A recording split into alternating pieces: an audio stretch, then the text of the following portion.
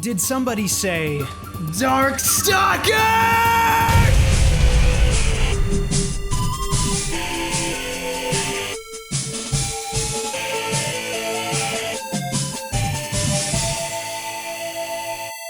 Alright, stop me if you've heard this one. Dead Capcom franchise. What's really amazing about Capcom is the sheer volume of quality content they've produced over decades. Some of the most fantastical, well-designed, and artistically transcendent video games. They care about making games. And if those games make even a penny less than projection, guillotine. And for my money, first among the slain is Darkstalkers, Vampire if you're from another hemisphere. It's a cool game for cool people, no dweebs allowed. Well, it turns out cool is dead, and for a couple of reasons, mostly beyond anything the series did wrong, but Darkstalkers and its inconsistent, even ephemeral existence did not help the situation. So let's talk. The stock. In the distant past, when arcade machines existed in suburban corner stores, in arcades, at all, there was this tiny problem with fighting game cabinets. Like, a lot of them were interesting, sure. SNK had unreal sprite work and crazy rosters. Street Fighter was gold standard, but a lot of the games on offer were just dudes fighting bros. And sometimes women. I mean, look at Kyo here. Look at Ryu. It's just dudes! But in the dark corner, emanating pure vitriolic evil. Alright, cut the bit. It was Darkstalkers! Look at this thing! Scientifically saturated to singe your eyes! Once your eyeballs turned from jelly orbs to acid spheres, you were free to pick from this vibrant roster of characters that, made by any other company, would've looked like ass. Here, look. Horror tropes as far as the eye can see. This should be a conceptual disaster. But oh, hark, what's that? Beautiful boy redesign of the creature from the Black Lagoon coming to take your heterosexuality? Oh no! Darkstalkers offered a level of visual and mechanical diversity among its roster hitherto unseen in fighting games. It really is genius. Cop a bunch of mostly Western horror stuff, then put that Capcom spin on it, make it sing. You end up with a roster that's instantly recognizable and instantly lovable. There is someone for everyone. And it's so weirdly marketable. You've got incredible eye-catching designs, this deep lore, so there's something for superfans to hoover up between rounds. And man, have you seen this? Yeah, Sam Show did blood too, but that's dudes with swords. Now right? Meanwhile, Darkstalkers is putting all kinds of weird crap in their games, more than just blood, like this. And this. Okay, that's a fetish, that's a fetish, that's a fetish. Would you knock it off? Jeez. It's a specific brand of energy mixed with a specific brand of edge, like a fly in a room that only the ADHD kid sees. And also it has a sword. Save the analogy! Like a screeching amalgam of all late 90s, early 2000s radical advertising.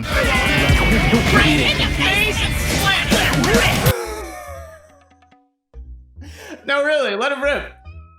Go! We like mechanics here. They tell a story, if you listen, and Darkstalkers, through its many iterations, its rise and fall, has an interesting one to tell. Don't relax, just let me do my thing. Darkstalkers, the Night Warriors, is the first iteration of the series, and like I said, it's weird. You don't have to look far, just pick the main character, Dimitri, and you'll see what I mean. At first pass, he's your regular Shoto, there's a Hadoken, Shoryuken, Tatsumaki. Oh no. Dimitri is one of the most basic characters in the game, and he's got a teleporting aerial drill, a 360 command grab, a teleporting dash you can Shoryuken out of! That's right, Darkstalkers said Street Fighter, more like wouldn't want to meat fight her, know what I'm talking about? And just flooded the roster with psychotic shit you'll never see in other fighters, especially in this fairly conservative era of fighting games. I meant mechanically, guys. Blur that. Oh my god. That's right, we're talking Battlecopter Chainsaw Corpse with the strongest mobility options in the game. A crawl, an air dash, a teleport. He can extend his normals and constantly pressure enemies. We've got an Icarus, the grappler with a double jump, floating mechanics, incredible hitboxes for spacing and anti-airs, ranged command throws, status ailments. What? Okay, KBash, you're just cherry-picking the complex characters. Yeah, okay. The other grappler then, Victor. He doesn't have any special mobility, except he does, I guess, but can your character hold a button to electrify some of their normals? Or punch with their ass? Give them the clap? Oh my god. And every character is like that. Crazy moves, special properties. Man, Street Fighter 2 Guile has 2 special moves, Sonic Boom and Flash Kick. Darkstalkers was Capcom running wild. It's awesome! And the game was fast. Sorry to fans for not trying turbo until later on, but seriously, the pace is lightning quick, and combined with mobility options, the generally high utility of every character, the massive hitboxes, there's a lot to take in. It's no wonder the game has this dedicated fan base years later when it took so many risks and just spoiled its players. Being the first installment, Night Warriors set the pace for the series. It had a lot of bold ideas, like chains, as in dialed-in combos, performed by canceling attacks of increasing strength into each other. You gotta remember, comboing wasn't always easy in the old days, and especially for pick-up-in players in arcades with no clue what the is going on in this ass-grabbing hellscape. So throwing an easy, assured damage tool in was good, doubly so for a game as quick and dangerous as Darkstalkers. It had a special bar, like most other games, but this one would increase if you just sat in a corner whiffing moves. The beauty is you can't, because character mobility, utility, reach, and pure game speed means you're only able to if your opponent is trash, or you're real confident about your keep-away game. Projectiles clashing is based on a strange calculation of strength and momentum, something not really seen in other fighters. I mean, name them if you can, but I'm at a loss. Aerial combat was the other big thing, where airborne characters could attack and block. The only trouble with the blocking is an opponent with feet touching the ground, like in Street Fighter Alpha, could eat through the block with any attack, so it was restricted to a defensive maneuver against unaccounted for projectiles and other airborne foes. It's not that the defensive mechanics were all bad, the game had strong reversal options overall, but that's about it. And as we know, reversals can be baited with shimmies and other tricks. And in a game where speed is king, Zabel's zipping around, it's a nightmare. Defensive options only got better as the series went, but pressure was and is best. So we got this wild, colorful new expression of the fighting genre, and even after all that great stuff, nobody really plays 1 anymore. So you can bet it only goes up from here. Up like a damn volcano.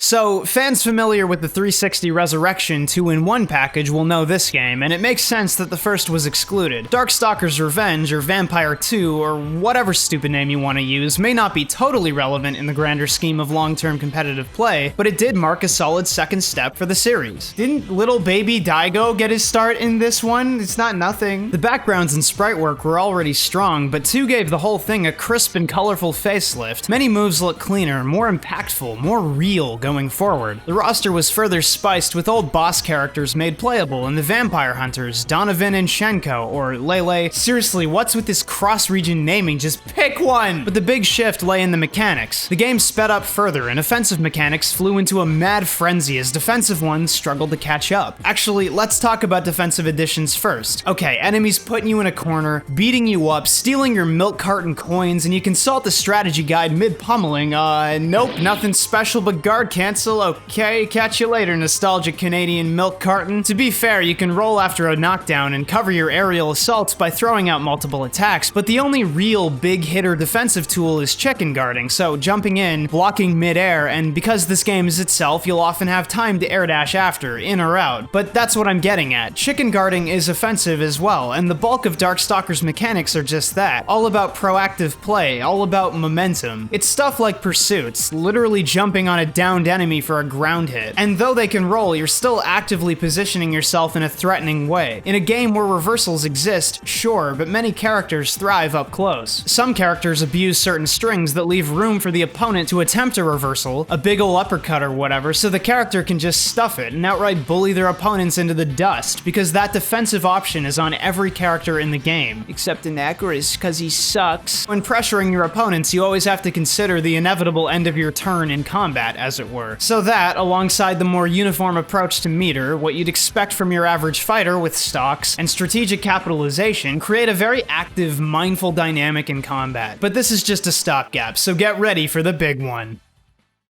Okay, so Vampire Savior.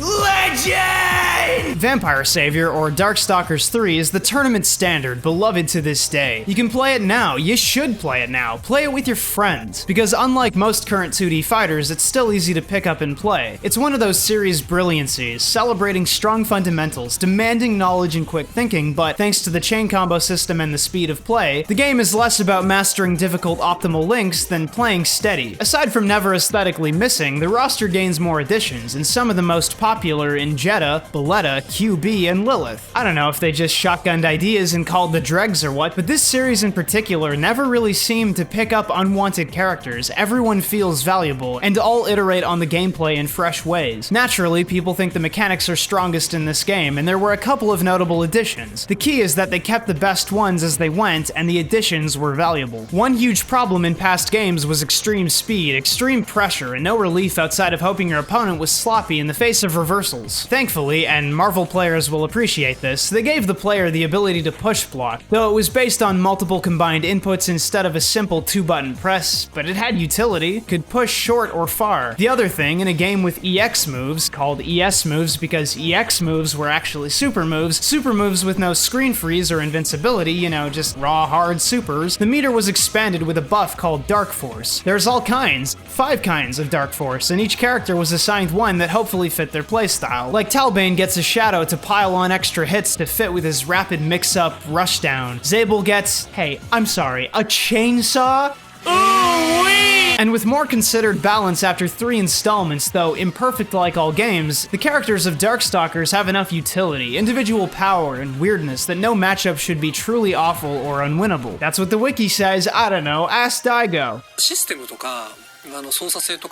Okay, but Anachorus can't push block as a slow character, even if he can swap arena sides, and needs to burn meter to do a reversal.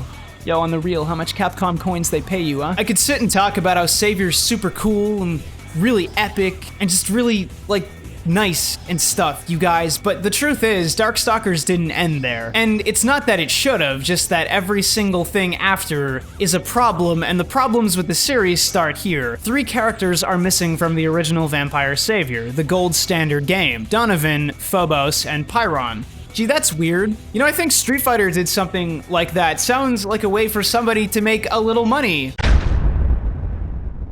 Aside from Savior's super hyper turbo release being overshadowed by competition in the original game, supposedly due to tournament timing and general lack of hype, 2 is full of bizarre and outright foolish changes to gameplay, incomprehensible roster mix-ups, and was Japan exclusive. Well, that and Vampire Hunter 2 was also released simultaneously in arcades only, which is also a Vampire Savior update and also limited to Japan with the same but different problems. Hey, okay, Capcom, you been drinking? I can hardly contain this. Like, my brain won't transmit onto the page fast enough. Okay, they made a game that everyone loved except Anachorus mains, and then updated the game twice. Okay, but it gets dumber? Setting aside that the developers clearly weren't tuned into the competitive scene and what made them, you know, like their game, because the tweaks are just silly. Both updated versions of 3 have different sets of characters missing entirely. Savior 2 is missing Talbane, Rikuo, and Sasquatch. No problem, just a few missing minor characters from the start of the series! And you know Hunter 2 is great, because every new character added by Savior has miraculously vanished! What the f were you thinking? Hey man, I'm sorry, I'm not the perfect mechanics boy. I actually don't have a PhD in Darkstalkers, but you can take it from competitive players and this very unhappy camper who compiled the great litany of weird, unnecessary, unhelpful, problematic, downright damaging changes to frame data, hitboxes, hurtboxes, stuff like QB having a bigger crouching height so she can't low profile stuff, and the confusing forced standing hitbox she gained on Wake Up means she has to deal with instant overheads nobody else has to. And I hope, if you don't know what that means, and especially if you do, that it's enough of a taste of how broad and sweeping the changes are. That's the thing. Some characters benefit, many lose, and when you shake the foundations, enact fundamental changes, some characters inadvertently fall between the cracks. Some skyrocket to dominance. And I'll tell you, Darkstalkers 3 was not perfectly balanced, but there was an acceptable amount of balance. The metagame was evolving and agreeable to the players. Darkstalkers 3 was popular. The last thing it needed was a couple of confusing updates to turn the thing on its head for no reason. Also, just side note for the super nerds, I gotta tell you, real screwed up to make 2 different versions that are supposedly updates of the same game with different soundtracks, so there's no like true compilation of every piece of content in the third. Like, do you know what I'm saying? Like, why that's so stupid? And I'm not playing it here, okay? The last release Capcom pulled out was Resurrection, a compilation for modern online play of the 2nd and 3rd titles. Not the updates, not the extras, the originals. absolutely deafening volumes spoken in that. So Vampire, or Darkstalkers, or whatever it is anymore, suddenly had a major marketing problem. Lack of consistency and clarity. So they thought, what if we did it again? You gotta remember, for perspective, that the last good Darkstalkers game was published in '97. Then it went dark. In the year 2000 for the Dreamcast, and I quote, Vampire Chronicle for Matching Service was originally a Japan exclusive release for the Sega Dreamcast in the year 2000. The game had an extremely low print run and was only available through mail order.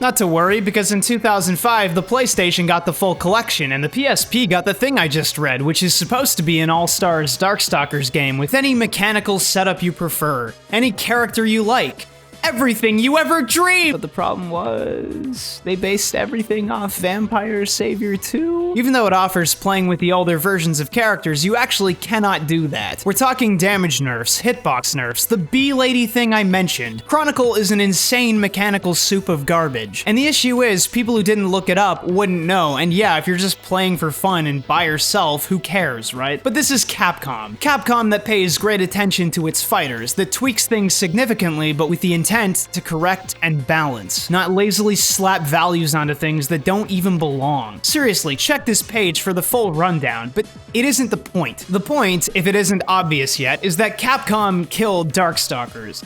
Killed it! The series that shines so big and bright beside its competition, and all it took was a total mishandling of the series. And no, I'm not talking about art direction, character design, even the need to try new things with the game, mix up the mechanics, because that stuff needs to happen so the great Darkstalkers 4 can happen, be as perfect as it can possibly be. But we never got Darkstalkers 4, so here's some things I wrote down. Did it occur to anybody at any point that having a barn full of insane, disconnected titling cross-franchise is a bad thing? How am I supposed to know which one's the good one? There's 5 names here. I'm a new fan. I don't know what's current. I don't know what's best. You've stuffed them all into collections, and inconsistently at that. Inconsistency's huge for this series. It's not uncommon that combos and movesets change between entries in other games, but these were all released pretty close together. Every major game is missing major characters. Some of the updates masquerading as definitive editions lack important characters, and the game that does collect everything, Chronicle, is a lazy mishmash of bad ideas that were already unpopular with series fans. Oh yeah, and absolutely not competitively viable. Speaking of competition, it's mildly horrifying that the community generally came together and picked the third of 5 games, the non-updated one, to play forever when 2 updates exist because, you know, that definitely bespeaks an ability and willingness to adequately balance the game and not the exact opposite. And I'm definitely not turned off by the idea that modern iterations claiming to let you play how you want are unviable along with all of these other unacceptable versions. But thank God, right? We did get Resurrection. This one's good. Features the Untouched 2 and most of all 3. It got on some online bestsellers lists and stuff. Actually has Wi-Fi capability. And, oh yeah,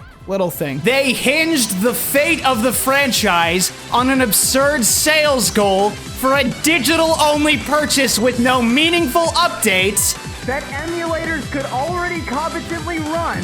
And the one man fighting for the series after all this time left Capcom this year! You ever watch a donut store throw out all its stock? Ever watch a restaurant throw out all its steak at night? All it needed was a 4th game. The 2010s were wild for fighters. There were so many years when the community was waiting for the next cool thing, and finally there was a shot to decide what about Darkstalkers was best. Make it even more widely available, accessible, standardize the speed, standardize your roster, cherry-pick the best mechanics, add some cool new characters, boom, you're swimming in millions. A beautiful series of inconsistent character inclusions, mechanics, soundtracks. Rest in pieces, dude.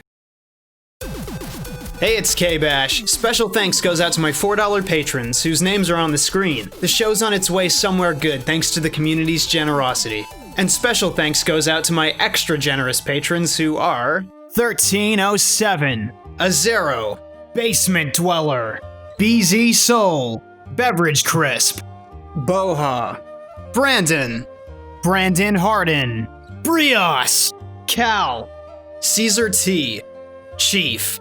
Chris A. Cody Golden. Corgi the Lad. Couch MOBA. Crack Stuntman. CW Glassworks. Dakota Storm Jones. Dara. David Castillo. Den Het. Don't worry about it. Dylan Coffee. Exa. Frankenstitch. Guard Corey. Gucci Plant. Hatsune Miku's Crack House. Harkaj. Huey. Jason Lasky. Jaden. J-Daz. John Weber. Joke Frog. Justin Sherry. Keith Myers. Kelvin. Creighton. Crazy Dark Chocolate. Latrix. Laundry Mom. Lego Sid. Liam. Lon. Lucas Phoenix. Magical Madman. Markules. Marmato. Maximilian Wolfgang Niver. Milky Moo Official. Mr. Dodongo. Miles Burris. Old Burgle. Only LK. Pink Peacock. Quasar McDougal. Quillworth. Quinn. Reggie Rodriguez. Ricochet Frame. Sagitrash. Siren Smells Good. Salty Smasher. Sekai no Awarida. Seamus Nerd. Shod. Simp God. Special Children. Spooky Grimalkin. Sublime Cataclysm. Super Sandwich Guy. Tenken Zephyrborn. TFY Lex. They Call Me Gambit. Thrips Heartrop. Travis Edwards. V01156. Venom. Viewers Like You. Vic. Walter Taggart. Waposa. Weeb Trash. Well shit. Zachary V. Zanaso. Zane the Impure. Zane the Pure. Zed Slayer Gamer. If you'd like to help support the show and make it even better, check out my Patreon. We've got all kinds of goals and lots of rewards in store. Stay tuned for more. KBash out.